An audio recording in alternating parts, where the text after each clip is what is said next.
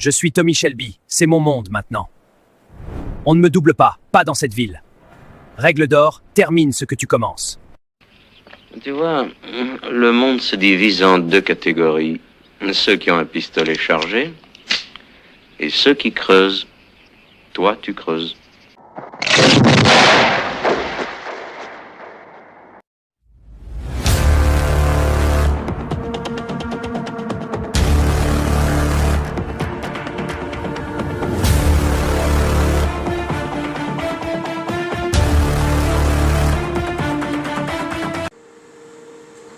Salut les amis, c'est iNote Ciné, bienvenue sur cette nouvelle vidéo. Alors aujourd'hui je vais parler de Peaky Blinders, donc le film, donc l'immortel, le film qui va clôturer la série, logiquement, qui sert on va dire de 7ème saison, mais en fait c'est un film qui dure 1h52 à peu près. Alors bon, ça se passe un petit peu plus tard que la fin de la saison 6, en 1940. Et donc ça se passe durant la Seconde Guerre mondiale, toujours, hein, parce que c'est en 1940. Ouais, alors qu'en gros, Tommy Shelby, donc toujours joué par Cillian Murphy, excellent toujours, qui va essayer de revenir à Birmingham, qui subit des bombardements allemands, pour se remettre au service du pays dans une mission secrète, mais on va savoir pourquoi. Une mission qui est assez personnelle aussi d'ailleurs, pour combattre une nouvelle menace et aussi essayer de combattre son passé de Peaky Blinders, on va dire en gros. Donc c'est un film qui est sorti là donc sur Netflix, donc il y a 2-3 jours, et donc sur un scénario toujours du créateur de la série, donc Steven Knight. Et là, le film est réalisé par Tom Harper. Donc Tom Harper, c'est déjà celui qui avait réalisé quelques épisodes. Je crois qu'il avait réalisé 2-3 épisodes de la saison 1. Et voilà, donc c'est une suite et une fin. Une fin, pour l'interrogation pour l'instant. Donc au niveau du casting, on a toujours Cillian Murphy qui est toujours impeccable. On a Rebecca Ferguson qui joue dans le film également. Il y a Tim Ross qui joue l'antagoniste principal. Alors Tim Ross, complètement un méchant, un peu sadique, là, vraiment un peu magouilleur comme ça, mais très sadique aussi. Tim Ross, excellent comme d'habitude aussi. Sophie Rundle qui reprend le rôle de Ada, donc la sœur de Tommy Shelby. Elle reprend son rôle de la série. Il y a aussi également Barry Keoghan, donc Barry Keoghan qui va lui interpréter le fils, donc Duke Shelby, donc le premier fils que Tommy a eu en 1914, hein, bien avant les événements, et Stephen Graham aussi qui reprend son rôle de Eden Stagg qu'il jouait dans la saison 6. Donc un ami de Tommy. Donc pour la musique, on a aussi également le morceau Red Right Hand de Nick Love, là qui a été un peu qui est un peu remixé, forcément, parce que vous allez entendre la musique qui va être un peu remixée, ça va être vachement intéressant, à quelques morceaux un petit peu de morceaux de rock là par-ci par-là, ça donne vraiment du cachet. Et alors pour ce qui est des scènes, la photographie, tout ça, les décors toujours aussi bien. On voit des plans un peu plus larges, vu que c'était censé être au cinéma, hein, donc alors pour ce qui est du film, je l'ai trouvé vraiment très bon, dans la limite du ton, relativement dans le ton de la série, qui est respecté, hein, donc tout ce que je disais, décor, photographie, un peu plus cadré, donc un peu plus large, vu que c'était censé être un film qui devait sortir à la base au cinéma, et qui finalement a atterri sur la plateforme Netflix comme pour la série. Ça reste un peu, ça fait un peu encore réalisateur de série, j'ai envie de dire. Ça devait être aussi, là ça fait vraiment un peu réal de série. Bon, Tom Harper n'est pas non plus un grand réal de cinéma pour l'instant. Il avait fait un film assez banal, même pas terrible d'ailleurs. C'était l'agent Stone, je crois, avec Gal Gadot. Enfin, je veux dire, il n'a pas vraiment un CV énorme. Il avait réalisé quand même 3 épisodes de Peaky Blinders de la saison 1. Donc il est plus format série, lui. Là, il a réalisé le film. Donc, bon, je dis pas, hein, c'est un très bon film. Hein, je dis pas, il y a des scènes qui sont vachement bien cutées, qui sont vachement bien faites. Mais voilà, ce que je veux dire, c'est qu'il a... Il a de la maîtrise, mais il n'a pas encore la maîtrise, je pense, que voir grand écran. Je pense pas. Sachant qu'il y a quand même des plans qui sont un peu plus élargis. On voit un peu plus les décors, on voit un peu plus la ville. À un moment donné, c'est vraiment plus élargi. Et mais il manque un petit quelque chose, quoi. Et ce petit quelque chose, ben, c'est peut-être aussi du fait de la durée du film. Il dure 1h52, et moi je trouve que pour une conclusion comme ça, alors je m'expliquerai après, je pense qu'il aurait fallu ajouter, allez, 40 minutes à 1h même. Ce qui aurait donné un film de 2h30, voire 2h45, ce qui m'aurait paru très bien, parce que là il dure 1h52, et on les voit pas passer, franchement, et ça va très vite. Et en 1 heure de plus, on aurait pu élargir déjà la relation père-fils que Cillian Murphy donc, a avec son fils dans le film, et elle n'est pas assez exploitée, je trouve. Ils se rencontrent déjà limite au milieu du film, ils se voient vite fait, après ils préparent le plan à la fin, et puis voilà. Donc en fait, ils se voient très rapidement dans le film, je trouve que leur relation n'est pas assez remise en avant, on va dire, même avec l'intrigue principale qui est les bombardements allemands et le piège qui doit se retourner sur on va dire sur le méchant principal, qui est Tim Ross. Et donc oui, les bombardements aussi, il y a eu un bombardement, dans le film vous verrez qu'il y a un bombardement qui attaque une usine de Birmingham. Et voilà, il y aurait pu avoir, je sais pas, un attentat de plus, par exemple un autre bombardement, ou un troisième, mettons, histoire qu'il y en ait plusieurs, et quelques actions supplémentaires pour couvrir un petit peu le film, mais aussi quelques dialogues supplémentaires, la relation père-fils, comme je disais, vraiment un bouclage de tous les personnages qui restent, et pourtant il n'y en a plus beaucoup. Donc oui, ça aurait été bien de... Bon, ce qu'il y a de bien, c'est l'histoire, c'est qu'au final, le frère Arthur, donc le frère de Tommy Shelby, qui s'appelle Arthur, je vous le dis tout de suite, sauf que vous allez le voir dès le début du film, il n'est plus là. Il est mort. On apprend qu'il est mort entre la fin de la saison 6 et la saison 7, donc on le voit pas, on va le voir mourir, mais on voit pas vraiment l'acteur. L'acteur ne joue pas dedans. Et vous allez voir pourquoi. Donc à la base, il se serait suicidé en 1938, c'est-à-dire 2 ans avant l'intrigue dessus. Mais ça reste un très bon film, il faut le dire. On passe un très bon moment. Moi, j'ai passé un très bon moment quand même. Pour moi, un peu trop rapide, comme je dis, un peu trop expédié.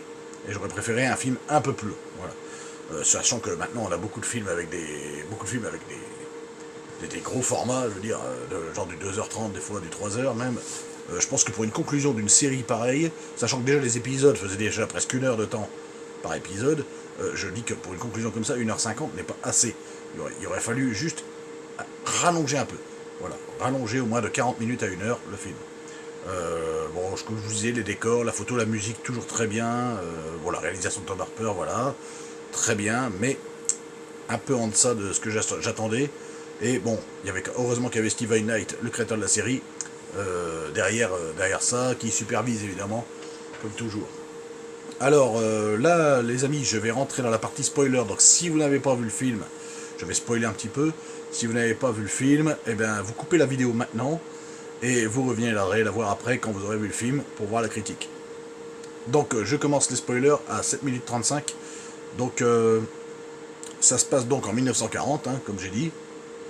Et donc il y a une espèce de mouvement qui se met en place au niveau de l'Allemagne pour essayer de balancer. Ils ont un plan, en fait, c'est d'asservir la Grande-Bretagne qui résiste toujours avec de la fausse monnaie, les faux livres sterling qui sont fabriqués sur imprimante, pour les envoyer des faux livres sterling pour essayer d'asservir économiquement la Grande-Bretagne. Voilà, si vous voulez, envoyer à peu près 350 millions de livres sterling là-bas. Et le personnage, donc, par des agents pro-nazis, donc Tim Ross en est un, il s'appelle John Bennett dedans, et c'est un agent pro-nazi, et il va essayer d'entrer en contact justement avec le chef actuel des Peaky Blinders, c'est-à-dire Duke Shelby, le fils de Tommy, pour essayer d'écouler cette marchandise par le biais des Peaky Blinders. En dehors de ça, il y a un bombardement qui s'ensuit justement par des avions de l'Allemagne en même temps, à ce moment-là, qui détruit une usine de Birmingham. Et à ce moment-là, Duke Shelby, aussi le fils de Tommy, lui, une fois la destruction terminée, le lendemain, pique les munitions qu'il y avait dedans avec ses hommes. Ada, jouée toujours par Sophie Rundle, qui est dans la série, donc la sœur de Tommy Shelby, Ada Shelby, rend visite à Tommy, qui lui s'est retiré complètement, qui vit dans qui vit dans sa demeure un peu, qui est un peu laissé à l'abandon. Et elle lui rend visite, et lui, il est complètement retiré, il veut voir personne, à part son seul ami qui est avec lui, le plus fidèle qu'il a, c'est Johnny Dogs, qui reste avec lui, c'est la seule personne qui est en contact avec lui, et lui, pendant Tommy, pendant ce temps-là, il écrit juste, il essaie d'écrire un bouquin, son autobiographie, et Ada lui rend visite, elle lui dit que Duke a repris les rênes, et qu'il fait des trucs pas si honorables que ça, et donc, mais pour l'instant, Tommy ne veut rien entendre, et donc plus tard, Tommy va recevoir la visite de... je ne sais plus comment elle s'appelle, Colo Chelico, voilà, donc c'est la sœur de Zelda, donc c'est sa première femme qu'il a eue en 1914, avec qui il avait conçu Duke, son fils, et voilà, elle a un petit peu des dons de voyance et tout ça, cette femme-là, et elle va lui dire que Duke est en danger, qu'il va falloir qu'il y retourne, elle va lui faire dire exactement ce qui est arrivé à Arthur, parce qu'il va voir Arthur, en fait Arthur ne s'est pas vraiment suicidé, c'est Tommy qui a tué son propre frère dans une voiture parce qu'il était en état de démence complet, il n'arrêtait pas de se défoncer à l'opium, il devenait complètement instable et c'est Tommy, avec le regret, qui disait que c'était un accident, mais en fait que c'est pas un accident, il a fini par le tuer parce qu'il voulait se libérer de l'emprise de son frère. Arthur il le dit lui-même parce qu'il en avait marre, il pouvait plus. Et quelque part il s'en veut, il aime toujours son frère mais il a dû le tuer. Voilà, en gros c'est ça. Et en avouant ça, presque, c'est ce qu'on comprend, avec cette femme-là, qui le lendemain d'un seul coup disparaît, il se rend compte qu'il doit aller aider la seule personne qui lui reste, c'est son fils. Donc il retourne à Birmingham le lendemain, et à peine arrivé, sa sœur Ada, évidemment, la pauvre Ada, se fait tuer par le biais de John Bennett, parce qu'elle allait tout balancer ce qui allait se passer, elle avait des idées du plan que Bennett allait s'associer avec Duke, et elle allait le balancer, et Duke devait tuer sa propre tante, et du coup c'est Bennett qui devait se douter qu'il n'allait pas le faire, qui tue Ada, et du coup Tommy arrive à ce moment-là, alors là il engueule son fils comme c'est pas permis, ils ont une baston dans la boue avec les porcs, enfin c'est incroyable, c'est là qu'ils se retrouvent déjà, on est déjà au milieu du film là, imaginez, et après bon ils vont fomenter tout un piège avec des bateaux qui arrivent avec la fausse monnaie justement, des grosses péniches, pour essayer de piéger Bennett, lui qui attend de la fidélité de la part de Duke. Voilà, mais Duke ne va pas trahir son père, finalement il va rester que du côté de son père, et il va arriver ce qui arrive, ils vont essayer de piéger Duke de Bennett dans son entrepôt, ils vont faire exploser finalement les trois péniches, où il devait avoir des hommes, mais les hommes débarquent bien avant, tous les Peaky Blinders, toute l'équipe de Tommy débarque avant pour investir les bureaux de Bennett et tout ça. Les péniches sont explosées près du bureau de Bennett, près de l'entrepôt, ce qui explose tout, et les restes des billets sont explosés par Tommy qui passe par un tunnel pour directement aller surprendre Bennett, et il fait exploser une mine sous tous les billets et il les crame tous. Bennett sort, évidemment il y a une confrontation, il essaie de se barrer en voiture, mais Tommy, qui a survécu un peu l'explosion, essaie de le tuer, mais il se fait tirer dans la voiture il se prend 2 balles en même temps par Bennett de sa voiture, et il arrive à tuer Bennett d'une balle dans la tête dans sa bagnole. Il attend pour se faire écraser par la voiture, mais son fils, Duke, le sauve à ce moment-là, mais trop tard. Bon, après Tommy, il est vachement blessé, et comme Tommy voulait la paix depuis un moment, qu'il en avait marre de cette vie aussi, il voulait la rédemption également, la sœur de Zelda, donc la femme avec qui il était, la Colico, avait dit à Duke, elle préparait une balle gravée au nom de Tommy, pour qu'elle le tue à la fin, ou soit c'est lui qui le tue, soit c'est toi, mais Tommy il se doutait déjà du plan de cette fille, comme quoi il devait mourir et tout ça, et comme il est déjà blessé, de toute façon déjà agonisant, il dit à son fils, prends la balle qui était destinée pour moi de toute façon, voilà, et son fils ne veut pas, et finit par le faire parce que son père lui demande, il veut vraiment retrouver la paix, il a confiance en son fils, donc voilà, et c'est ainsi qu'il lui met une balle dans le cœur à la fin, mais tout en le tenant dans ses bras et tout ça, donc c'est une scène assez émouvante quand même à la fin, même si la relation, justement elle n'est pas si émouvante que ça, elle est émouvante sur le moment, mais pas assez émouvante parce que la relation père-fils n'a pas été assez longue dans ce film, justement, c'est ce que je disais, donc au final Tommy finit par mourir, et donc à la fin bien sûr il y a l'enterrement on va dire traditionnel comme les Romanichels qui les étaient, dans la roulotte, donc il est brûlé avec son corps dans sa roulotte et tout ça, et le film se termine là-dessus avec une superbe musique, par contre à la fin une superbe chanson, et voilà donc ce que je peux dire sur ce film, 1h52, ce qui est pour moi pas assez court pour une conclusion d'une série pareille, sachant que vous dites les épisodes duraient déjà au moins 1 heure chacun, on va dire presque, 1h52 ça fait même pas, on va dire une conclusion, ça fait même pas 2 épisodes. Moi, il aurait fallu au moins une grosse conclusion, au moins un film de 2h30, voire 2h45, ils nous auraient fait avec quelques attentats des Allemands en plus, quelques actions, une émotion supplémentaire père et fils. Là, ça aura rapporté un peu plus de cachet, je pense. Mais bon, le film, je pense qu'il va marcher. Je n'ai pas détesté, attention, il est très bien, mais bon, il y avait ces petits défauts-là.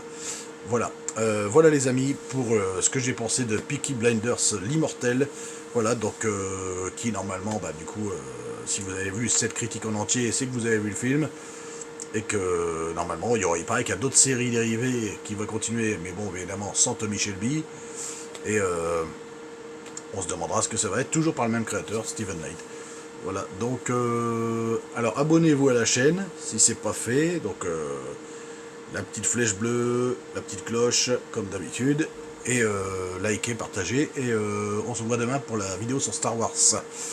La dernière vidéo sur Star Wars. Allez, salut!